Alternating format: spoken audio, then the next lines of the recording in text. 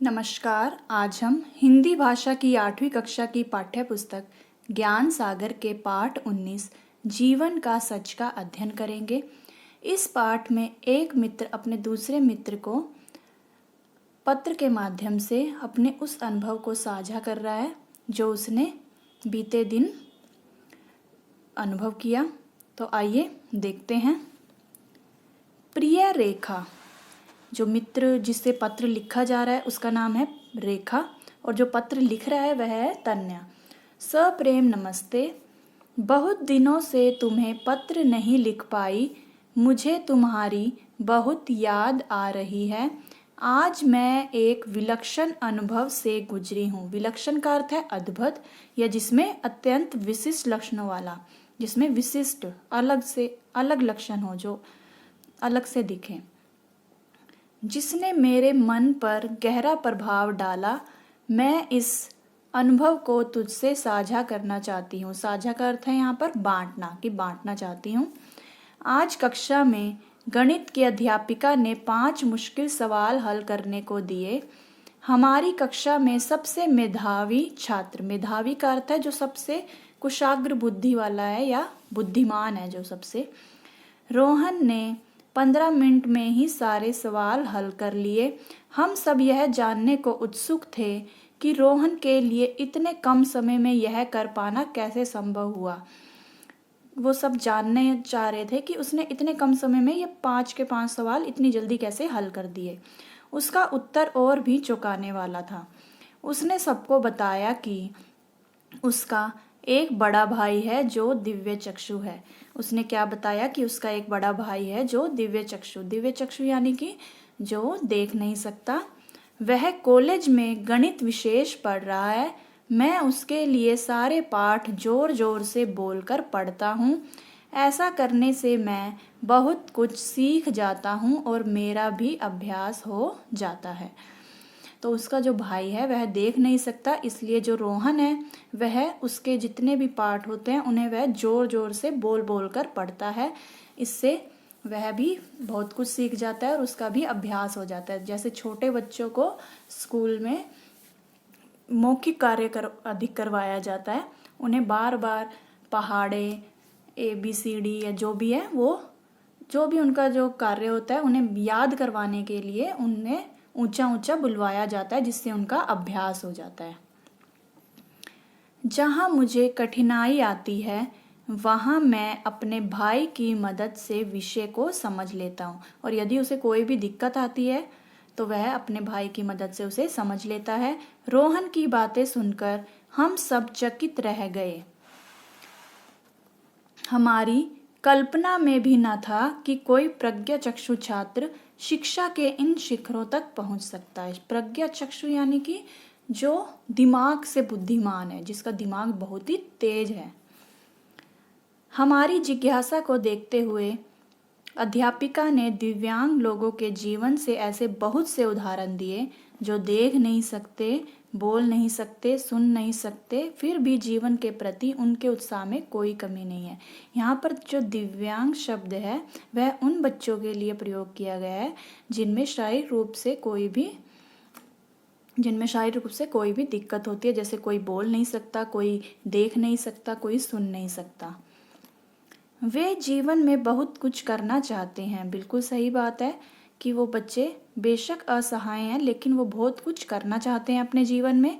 उनका दृढ़ विश्वास ही वह परम शक्ति है जिससे वे अपने भीतर प्रकाश भर लेते हैं और अपने जीवन लक्ष्य में सफलता प्राप्त करने के लिए आगे कदम बढ़ाते हैं। कि उनका जो दृढ़ विश्वास है अपने ऊपर, वही जो विश्वास है उनके लिए एक शक्ति की तरह, परम शक्ति की तरह कार्य करता है, जिससे वे अपने भीतर प्रकाश भर लेते हैं और अपने जीवन लक्ष्य में सफलता प्राप्त करने के लिए, कि उनका जीवन का जो भी लक्ष्य है उसे प्राप्त करने के लिए आगे कदम बढ़ाते हैं। लुई ब्रेल जो स्वयं देख नहीं सकते थे, उन्होंने सब दिव्य चक्षु लोगों के लिए एक ब्रेल लिपि का निर्माण किया। यहाँ पे लुई ब्रेल के बारे में बताया गया है कि वह स्वयं देख नहीं सकते थे, लेकिन उन्होंने सभी दिव्य चक्षु जो भी बालक देख नहीं सकते थे, जो भी बच्चे, उन लोगों के लिए ब्रेल लिपि का निर्माण किया। ब्रेल लिपि होती है जिसमें कागज पे कुछ एक तरह से छेद छेद से बने होते हैं और उन छेदों को जो देख नहीं सकते बच्चे वो टच करके उसे छू कर अक्षर को पढ़ते हैं। जैसे कि अगर क लिखा है तो क की जो भी वो होती है बनावट उसी के हिसाब से उस अक्षर में उस पेज में छेद किए होते हैं। फिर वो जो बच्चा है जो देख नहीं सकता वह उसे छू कर पहचान सकता है कि ये कौन सा अक्षर लिखा है। संगीतज्ञ बीथोवन जो स्वयं सुन नहीं सकते वे वे सबसे मधुर संगीत रचना करने के लिए प्रसिद्ध हैं। जो बीथोवन के बारे में बताया गया है, संगीतज्ञ थे वे स्वयं नहीं सुन सकते थे लेकिन सबसे मधुर संगीत रचना करने के लिए वे प्रसिद्ध हैं। आगे बढ़ते हैं। ये देखिए, ये लुई ब्रेल जी हैं जो देख नहीं सकते थे और ये बीथोवन जी हैं जो सुन नहीं सकते थे लेकिन बहुत ही अच्छे संगीतकार थे वे। इसके बाद हमारी अध्यापिका ने हेलेन केलर के जीवन के बारे में विस्तार से बताया। ये देखिए, ये जो आपको पिक्चर में दिखाई दे रहे हैं चित्र में, ये हैं हेलेन केलर। ठीक है। हेलेन केलर प्रसिद्ध अमेरिकी लेखिका, राजनीतिक कार्यकर्ता व व्याख्याता थी। वे प्रज्ञाचक्षु होते हुए भी अद्भुत व्यक्तित्व की धनी थी। उन्होंने कहा है कि दुनिया की सबसे अच्छी चीजें देखी व छुई नहीं जा सकती, वे सिर्फ दिल से महसूस की जा सकती हैं। उनका जीवन विश्व में सबके लिए प्रेरणादायी है। हेलेन का जन्म 27 जून 1880 में को हुआ। वे जब 1.5 साल की थी तब अचानक बहुत बीमार हो गई। उस बीमारी के कारण उनकी देखने व सुनने की शक्ति चली गई कि उन्हें इतनी बीमार हो गई थी वो, जिस कारण उनकी देखने और सुनने की शक्ति चली गई। उनकी इस अवस्था से सब चिंतित हो गए। उन्हें लगा कि अब उनके जीवन में अंधेरा छा जाएगा, वे कभी कुछ नहीं कर पाएंगी। लेकिन हेलन ने अपनी दृढ़ संकल्प शक्ति के सहारे ऐसी सब दुश्चिंताओं को निर्मूल कर दिया।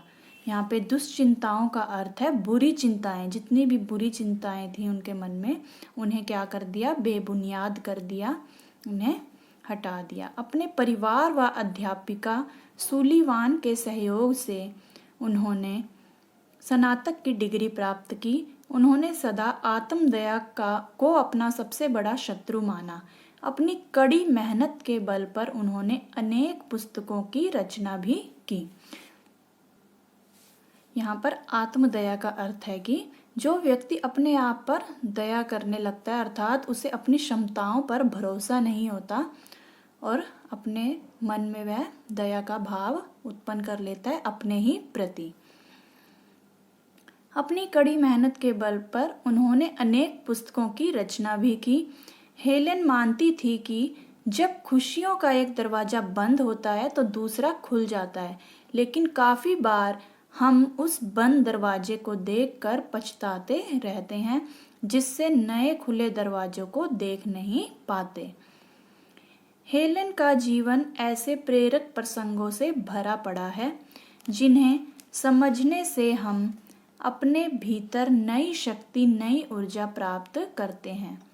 सारी कहानी अपराज्य, इच्छा शक्ति और आत्म बल की कथा है। अपराज्य जिसे हराया ना जा सके, कि जिस शक्ति को हराया ना जा सके, यानी वह इच्छा शक्ति, और आत्म बल स्वयं पर अपने अंदर का जो शक्ति है, हमारे अंदर जो शक्ति है, उसकी कथा है।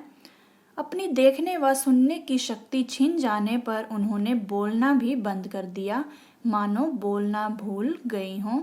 लेकिन बोलने की प्रबल इच्छा उन्हें बार बार उद्वेलित करती, यानी उन्हें आवेशित करती, अशांत कर देती थी।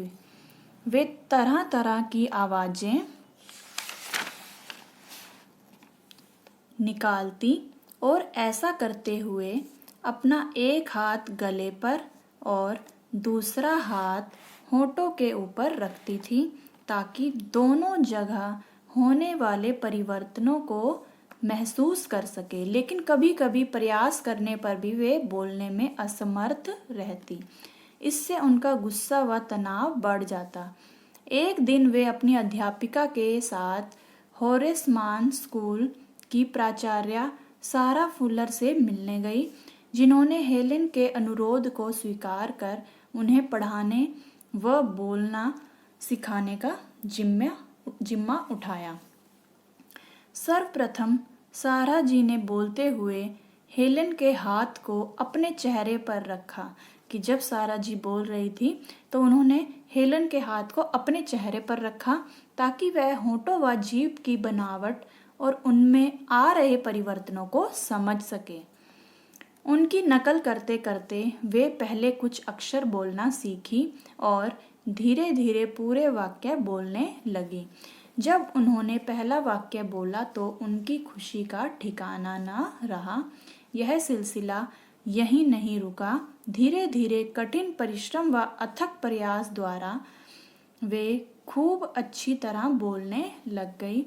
हेलेन को बोलते देखकर उनका परिवार व अन्य साथी सब बहुत खुश हुए। अपनी यह खुशी उनके लिए ईश्वरीय वरदान से कम नहीं थी, जिसने उनके आसपास सारी प्रकृति को खुशनुमा कर दिया। हेलेन का मानना था कि यदि हम अपना चेहरा सूर्य के प्रकाश की ओर रखें तो कोई परछाई नजर नहीं आएगी। जीवन में यदि दृष्टिकोण सकारात्मक है तो नकारात्मकता का अस्तित्व समाप्त हो जाता है। ऐसे में हम सीमाओं को अच्छे अवसरों में बदल सकते हैं कि यदि हम अपने जीवन में सकारात्मक यानी कि पॉजिटिव दृष्टिकोण रखें तो जो नकारात्मकता का अस्तित्व जो है समाप्त हो जाएगा, तो हमारे मन में नेगेटिविटी आएगी ही नहीं। ठीक है, तो ऐसे में हम सीमाओं को अच्छे अवसरों में बदल सकते हैं और जीवन में पूर्णता व संतुष्टता का अनुभव कर सकते हैं। हमारी अध्यापिका ने कहा कि हेलेन का जीवन सबको प्रेरणा देता है कि सच्ची लगन, निष्ठा, दृढ़ता व निरंतर प्रयत्न से अपने लक्ष्य को प्राप्त कर सकते हैं। यह सब सुनकर मेरे मन में कुछ कर गुजरने का नवीन उत्साह भर गया है। आशा करती हूँ कि तुम्हें भी यह पढ़कर अच्छा लगेगा। अपने माता पिता को मेरा प्रणाम कहना और छोटे भाई को प्यार देना। तुम्हारी मित्र तन्या। तुम्हारी मित्र तन्या।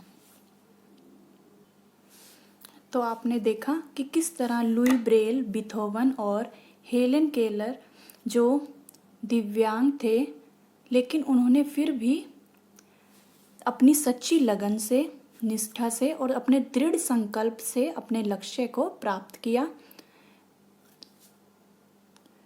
उनके जीवन से हमें यही प्रेरणा मिलती है कि यदि मनुष्य अगर ठान ले कि उसे अपनी मंजिल को प्राप्त करना है और दृढ़ संकल्प ले कि चाहे जितनी भी मुश्किल हमारे सामने आए, लेकिन हमें अपने लक्ष्य को प्राप्त करने के लिए आगे बढ़ते रहना होगा। आशा करती हूँ आपको यह पाठ अच्छे से समझ में आ गया होगा। अगली वीडियो में हम इसी पाठ के अभ्यास के प्रश्न करेंगे। तो मिलते हैं अगली वीडियो में। तब तक के लिए नमस्कार।